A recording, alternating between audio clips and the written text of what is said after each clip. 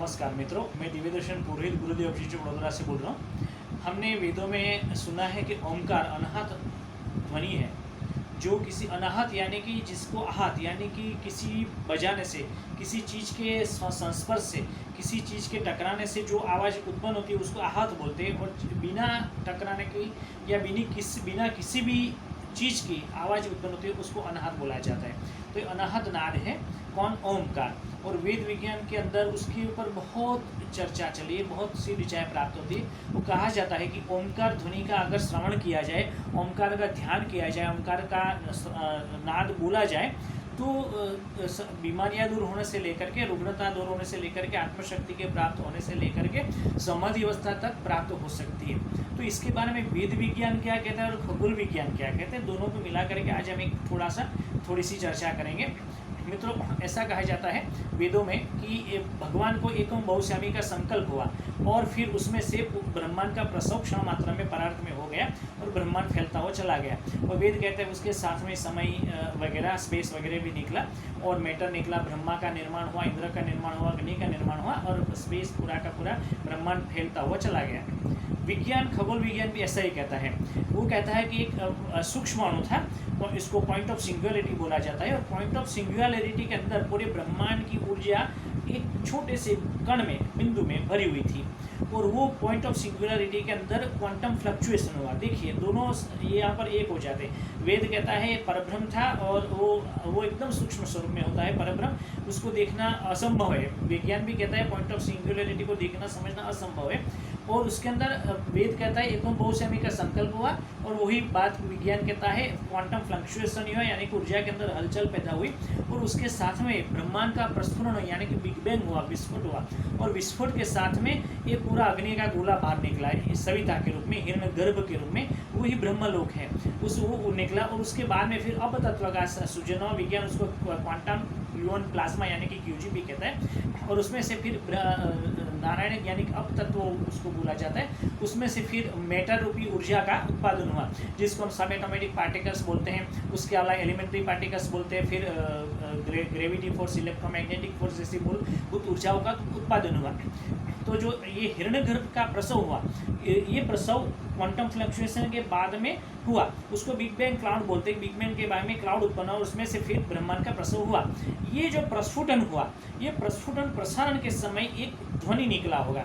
विज्ञान भी यही कहता है, वेद भी यही कहता है कि ब्रह्मांड की विस्फोट, ब्रह्मांड के प्रस्फुटन के साथ में ओमकार ध्वनि अनाहत के रूप में प्रसवित हुआ, ओम ऐसा करके। और विज्ञान भी कहता है कि जब ब्रह्मांड का प्रस्फुटन हुआ यानी कि बिग बैंग हुआ, तो बिग बैंग के साथ में एक निश्चित रूप से ध्वनि पैदा हुई होगी।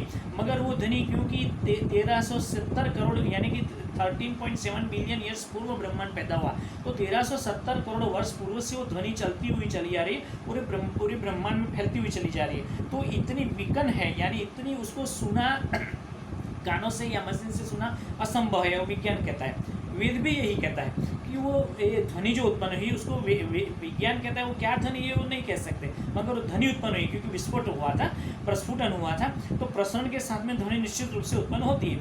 वेद भी यही कहता है कि ध्वनि निकली और उसको वो ओम नाम देते हैं। ओम जैसे प्रस्फुटन हुआ, उसके साथ ओम करके ध्वनि का प्रसरण हुआ।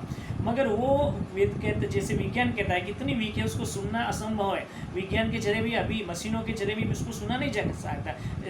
अभी वर्तमान में जो लेटेस्ट इंस्ट्रूमेंट्स है उसके जरिए भी उसको सुना नहीं जा सकता।